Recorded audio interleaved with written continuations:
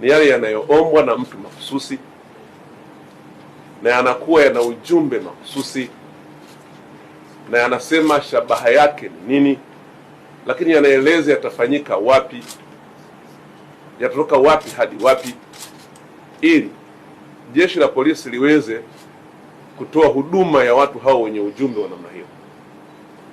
Haya yanayoelezwa kama ambavyo imeelezwa katika taarifa kwa umma ya jeshi la polisi iliyotolewa tarehe 5 ni kwamba hayana muombaji, hayaelezi yanatoka wapi kwenda wapi, hayaelezi ujumbe ni nini, ila tu yanaeleza kwamba yatakuwa hayana ukomo, na tunaambiwa kwamba ni makubwa kuliko yale ya tarehe 29.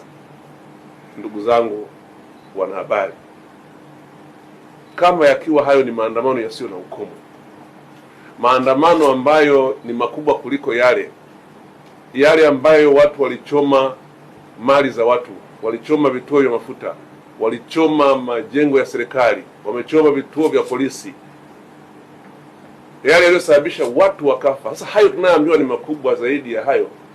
Sasa hayo sio maandamano. Kwanza kwa sababu hayana kibali kwa mujibu wa sheria, lakini pili, hayaeleweki yanafanywa na wakina nani ili tujue hata tuzungumze nao, lakini tatu, yanaambiwa hayana mwisho. Sasa hayo sio maandamano, hayo ni mapinduzi. Hayo ni mapinduzi, sio maandamano. Maana maandamano kwa mujibu wa sheria yetu ya polisi na polisi wasaidizi sura ya 322 kama sikosei, yameelezwa wazi kwa sifa hizi na vigezo hivi nilivyovisema.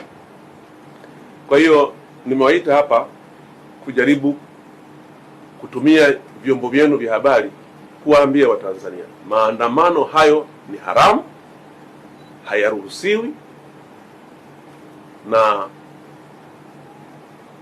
tutumie nafasi hii kuwaomba sana wale wote ambao wanashabikia, wale wote ambao wanaona wao wameichoka amani, wale wote ambao wanaona hata mateso tuliyopata katika kipindi hiki wanaona hayatutoshi, wanataka kutuongezea tena mengine, tuwaombe sana kwamba maandamano kwa kuwa hayana kibali na hayapo kwa mujibu wa sheria, hayakubaliki na ni kinyume cha sheria, na kwa hivyo vyombo vyetu vya usalama vitayadhibiti.